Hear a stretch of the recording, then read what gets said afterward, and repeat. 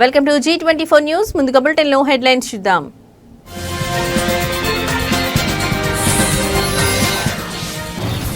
Telangana group 1 వివాదంలో కీలక మలుపు. సింగిల్ బెంచ్ తీర్పును డివిజన్ బెంచ్లో అప్పీల్ చేసిన టీజీపీఎస్సీ.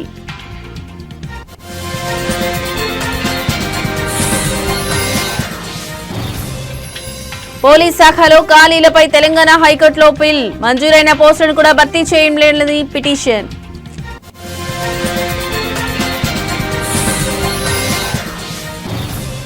తెలంగాణ రాజ్యాధికార పార్టీని ప్రకటించిన తీన్మార్ మల్లన్న. ఎరుపు ఆకుపచ్చ రంగులతో జెండా ఆవిష్కరణ.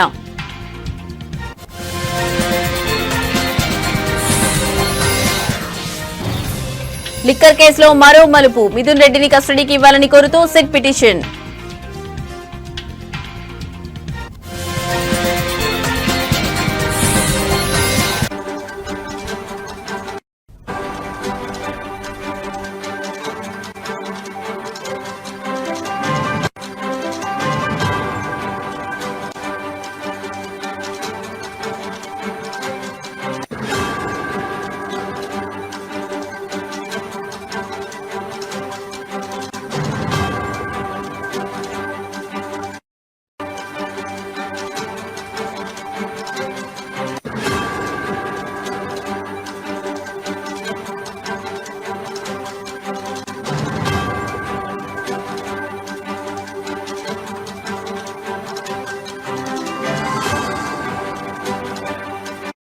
రైట్, ఇక బ్రేకింగ్ న్యూస్ చూస్తున్నాం. తెలంగాణ గ్రూప్ 1 వివాదంలో కీలక మలుపు చోటు చేసుకుంది. కొన్ని రోజుల క్రితం తెలంగాణ హైకోర్టు గ్రూప్ 1 పిటిషన్లను కొట్టివేసి సంచలన తీర్పునిచ్చిన విషయం తెలిసిందే.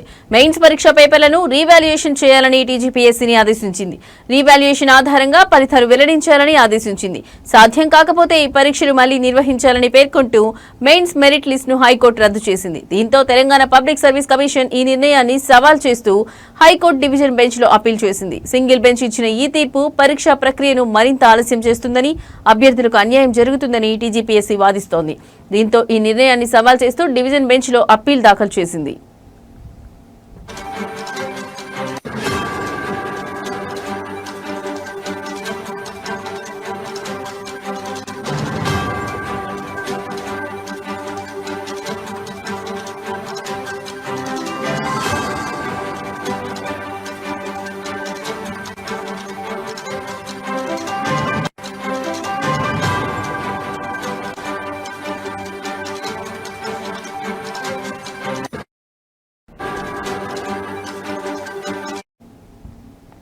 మూల్యాంకనంలో అక్రమాలు జరిగాయని, పరీక్షలు రద్దు చేయాలని కొందరు అభ్యర్థులు హైకోర్టులో పిటిషన్ దాఖలు చేశారు. 2023 అక్టోబర్ 21 నుంచి 27 వరకు జరిగిన గ్రూప్ 1 మెయిన్స్ పరీక్షలకు 21,000 మంది విద్యార్థులు హాజరయ్యారు. ఆ పరీక్షల ఫలితాలను టీజీపీఎస్సీ ఈ ఏడాది మార్చి 10న విడుదల చేసింది. ఈ ఫలితాల్లో అభ్యర్థులకు వచ్చిన మార్కులపై అనేక అనుమానాలు తలెత్తాయి.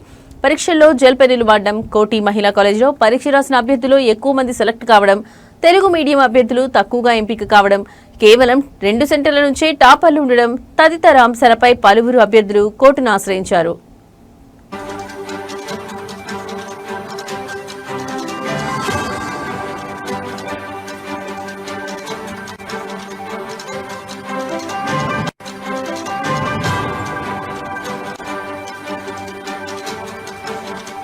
పరీక్షలు రద్దు చేయొద్దని కోర్టులో పిటిషన్ వేసిన ఉద్యోగాలకు ఎంపికలైన అభ్యర్థులు ఇప్పటికే ఇరువురి పిటిషన్లపై వాదనలు విన్న న్యాయస్థానం తెలంగాణ హైకోర్టు మెయిన్స్ పరీక్షలు మళ్లీ నిర్వహించాలని తుది తీర్పును వెల్లడించింది.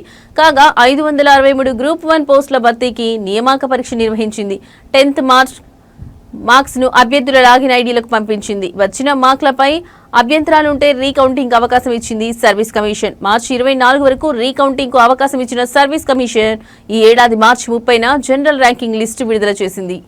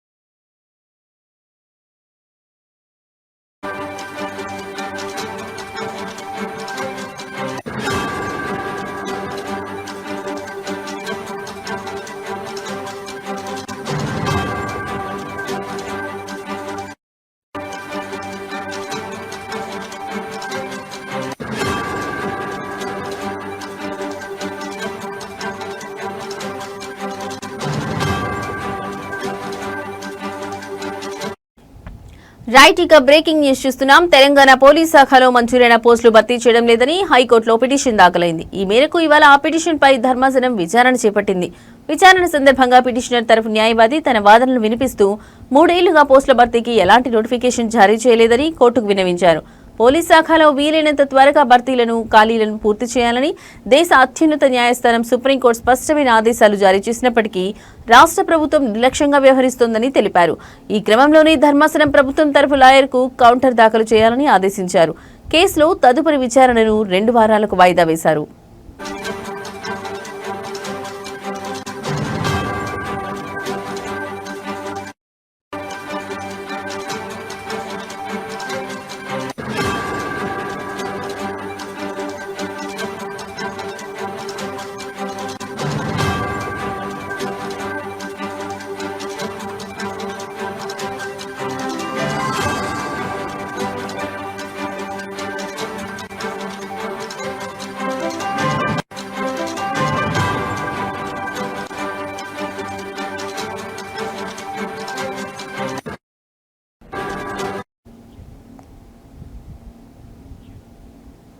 రైట్ ఇక బ్రేకింగ్ న్యూస్ చూస్తున్నాం. తెలంగాణ పోలీస్ శాఖలో మంజూరైన పోస్టులు భర్తీ చేయడం లేదని హైకోర్టులో పిటిషన్ దాఖలైంది. ఈ మేరకు ఇవాళ ఆ పిటిషన్ పై ధర్మాసనం విచారణ చేపట్టింది. విచారణ సందర్భంగా పిటిషనర్ తరఫు న్యాయవాది తన వాదనలు వినిపిస్తూ 3 ఏళ్లుగా పోస్టుల భర్తీకి ఎలాంటి నోటిఫికేషన్ జారీ చేయలేదని కోర్టుకు విన్నవించారు. పోలీస్ శాఖలో వీలైనంత త్వరగా ఖాళీలను భర్తీ చేయాలని దేశ అత్యున్నత న్యాయస్థానం సుప్రీంకోర్టు స్పష్టమైన ఆదేశాలు జారీ చేసినప్పటికీ రాష్ట్ర ప్రభుత్వం నిర్లక్ష్యంగా వ్యవహరిస్తోందని తెలిపారు. ఈ క్రమంలోనే ధర్మాసనం ప్రభుత్వం తరఫు లాయర్కు కౌంటర్ దాఖలు చేయాలని ఆదేశించారు. కేసులో తదుపరి విచారణను 2 వారాలకు వాయిదా వేశారు.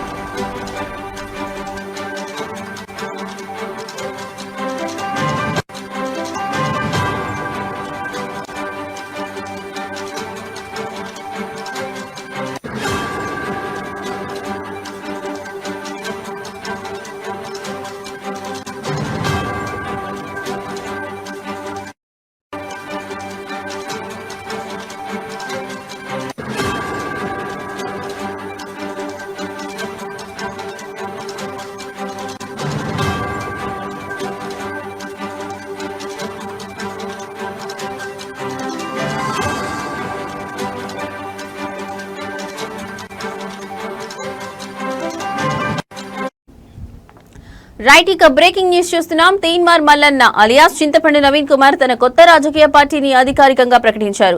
తన పార్టీకి తెలంగాణ రాజ్యాధికార పార్టీ అనే పేరును ఖరారు చేసినట్లు వెల్లడించారు. ఈ మేరకు హైదరాబాద్ బంజారాహిల్స్ లోని తాజ్ కృష్ణ హోటల్లో నిర్వహించిన ఒక కార్యక్రమంలో ఆయన పార్టీ పేరు జెండాను ఆవిష్కరించి ప్రజల ముందుకు తెచ్చారు.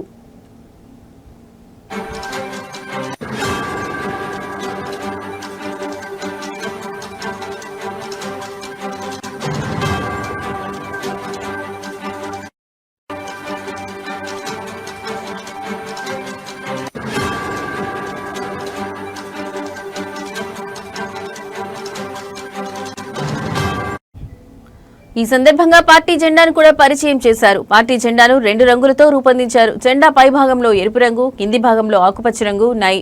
జెండా మధ్యలో కార్మిక చక్రాన్ని దాని నుంచి పైకి లేస్తున్నట్లుగా పిడికిలి బిగించిన మానవుడి చేతిని చిహ్నంగా పొందుపరిచారు.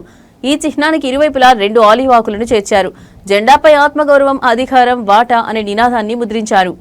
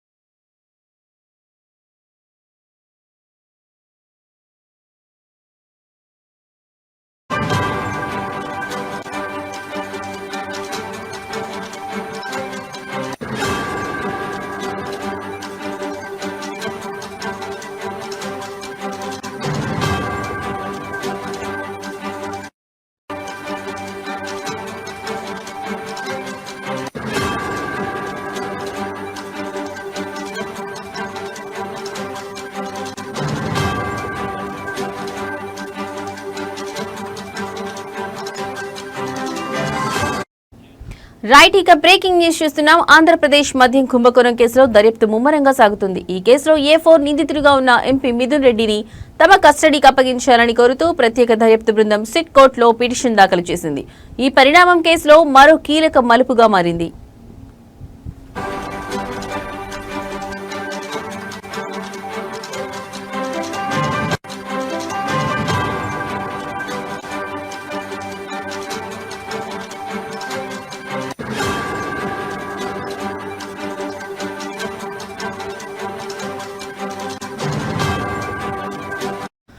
మద్యం స్కామ్ కు సంబంధించిన కీలక సమాచారం రాబట్టేందుకు మిథున్ రెడ్డిని 5 రోజుల పాటు తమ విచారణకు అనుమతించారని సిట్ అధికారులు తమ పిటిషన్లో పేర్కొన్నారు. ప్రస్తుతం ఆయన రాజమండ్రి సెంట్రల్ జైల్లో జ్యుడిషియల్ రిమాండ్లో ఉన్న విషయం తెలిసిందే.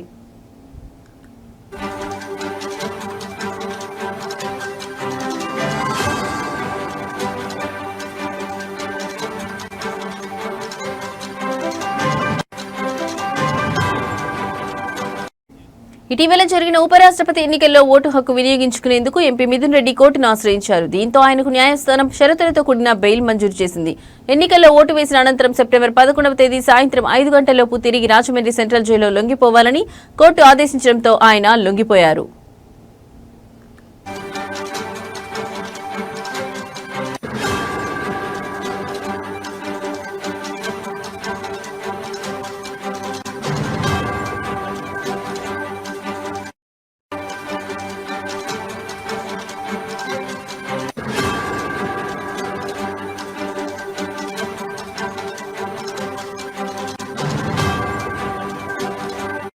మరోవైపు ఇదే కేసులో నిందితులుగా ఉన్న ఐఏఎస్ విశ్రాంత అధికారి ధనంజయ రెడ్డి, మాజీ సీఎం జగన్ కు ఓఎస్డీగా వ్యవహరించిన కృష్ణమోహన్ రెడ్డి, గోవిందప్ప, బాలాజీలకు కోర్టు గతంలోనే షరతులతో కూడిన బెయిల్ మంజూరు చేసింది.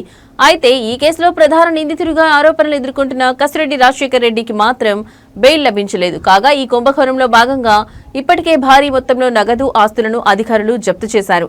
సిట్ పిటిషన్పై కోర్టు ఎలా స్పందిస్తుందనేది ఇప్పుడు ఆసక్తికరంగా మారింది.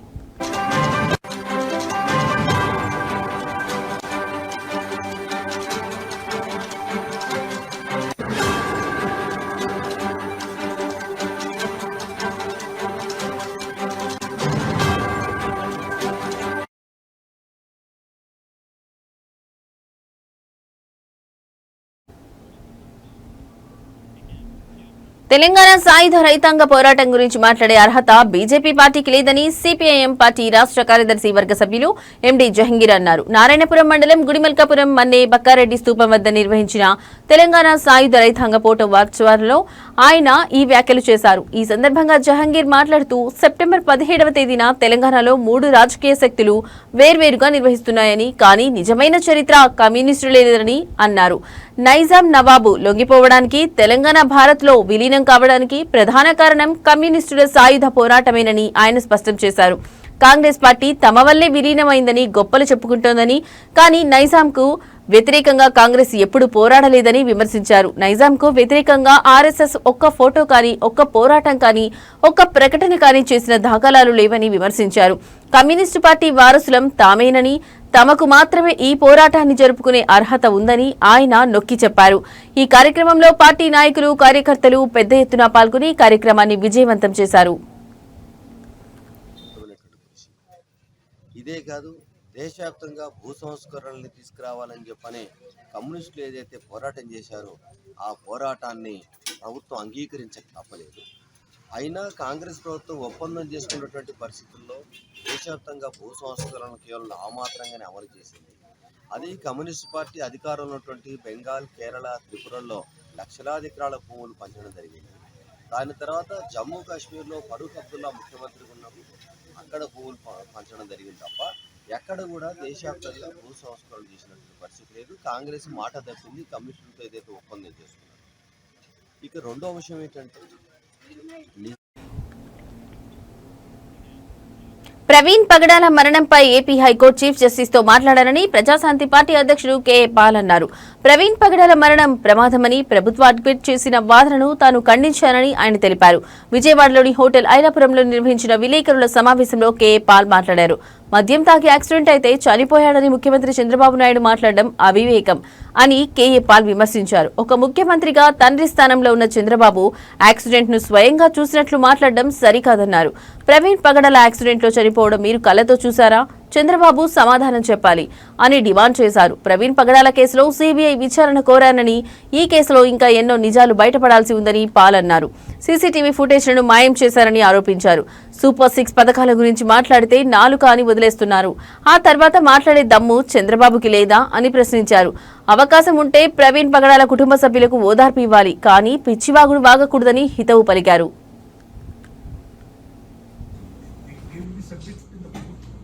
Yes, I want that to be submitted in the court.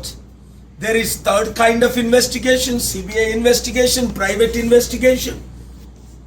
There are so many options. When the chief minister is saying he is drunk without finalizing the report, it is contempt of court, prejudice. Chief minister is the one accused here. That cannot time లేదు. ఒక ఉప ముఖ్యమంత్రిగా ఉండి ఇలాంటి బ్రతుకులు ఎందుకయ్యా మీకు? పైన దేవుడు ఉన్నాడు, తప్పించుకోలేరు. భూమి మీద నేనున్నాను, కేఏ పాల్, తప్పించుకోలేరు. ప్రజలు చూస్తున్నారు, తప్పించుకోలేరు. Each one reach 10, each one reach 100, each one reach 1000. అందుకనే 2 తెలుగు రాష్ట్రాల్లో దేశంలో న్యాయం జరగాలంటే జూబిలీ హిల్స్ లో ఇప్పుడున్న 3 పార్టీల్ని చిత్తుగా ఓడించి ప్రజాశాంతి పార్టీని గెలిపించండి. శనివారం ఉదయం 10 గంటలకు బూత్ కమిటీలుగా ఉంటానన్నవారు జూబిలీ హిల్స్ బై ఎలక్షన్ లో. ప్రధాని నరేంద్ర మోడీ జన్మదినోత్సవం, విశ్వకర్మ జయంతి ఒకే రోజు రావడంతో భారతీయ జనతా ఓబీసీ మోర్చా ఆధ్వర్యంలో అమరావతిలో విశ్వకర్మ యజ్ఞ మహోత్సవాన్ని ఘనంగా నిర్వహించారు. ఈ సందర్భంగా ఏపీ బీజేపీ అధ్యక్షుడు మాధవ్ మాట్లాడుతూ అమరావతిలో విశ్వకర్మ విగ్రహాన్ని ఏర్పాటు చేస్తామని హామీ ఇచ్చారు. ప్రధాని మోడీ శంకుస్థాపన చేసిన ఉద్దండరాయునిపాలెంలో ప్రత్యేక యాగం నిర్వహించారు. ఈ సందర్భంగా మాధవ్ మాట్లాడుతూ అమరావతిలో భవ్యమైన రాజధాని నిర్మాణం జరుగుతుందని అన్నారు. ప్రధాని మోదీ వివిధ ప్రాంతాల నుంచి మట్టి నీరు తీసుకువచ్చి శంకుస్థాపన చేశారని, ఇది మన సాంప్రదాయమని, భగవంతుడి ఆశీస్సులతో రాజధాని నిర్మాణం పూర్తవుతుందని ఆయన పేర్కొన్నారు. విగ్రహానికి దండేయటానికి కారణం ఇవాళ హైదరాబాద్ విమోచన దినోత్సవం. మన దేశానికి స్వతంత్రం 1947 ఆగస్టు 15 రావటం జరిగింది. కానీ నిజమైన స్వతంత్రం సెప్టెంబర్ 17, 1948లో రావటం జరిగింది. దేశంలో మధ్య భాగమైన హైదరాబాద్ ఆ రోజు కర్కశ నిజాములు అలాగే అత్యంత క్రూరమైన రజాకర్లు ఆ ప్రాంతాన్ని స్వయం ప్రతిపత్తి కలిగిన దేశంగా ప్రకటించాలని ఒక కుట్ర చేయటం, ఆ ప్రాంతంలో రజాకర్ల యొక్క అల్లర్ల కారణంగా మన తెలంగాణ బిడ్డలు ఏ విధంగా అల్లలాడిపోయారో, ముఖ్యంగా మరాఠ్వాడా రీజియన్ అలాగే కర్ణాటక అలాగే హైదరాబాద్ ప్రాంతాన్ని అంతా కూడా ఒక ప్రత్యేక దేశంగా చేయాలి అని చెప్పి ఆలోచన కూడా ఆ రోజు చేయటం జరిగింది. దాని వ్యతిరేకంగా సర్దార్ పటేల్ అనే ఒక వ్యక్తి నిలబట్టడం జరిగింది. నిజంగా సర్దార్ పటేల్ గాని లేకపోతే సెప్టెంబర్ 17 సాధ్యమయ్యేది కాదు. నెహ్రూ గారు ఈ దేశంలో లేని సమయంలో ఆయన కల్నల్ చౌదరి గారికి ఆయన పిలిపించి ఆపరేషన్ పోలో నేపథ్యంలో మన హైదరాబాద్ ఇవి ఇప్పటి వరకు ఉన్న బులెటిన్ అప్డేట్స్. మరో బులెటిన్తో మళ్ళీ కలుద్దాం. నమస్తే.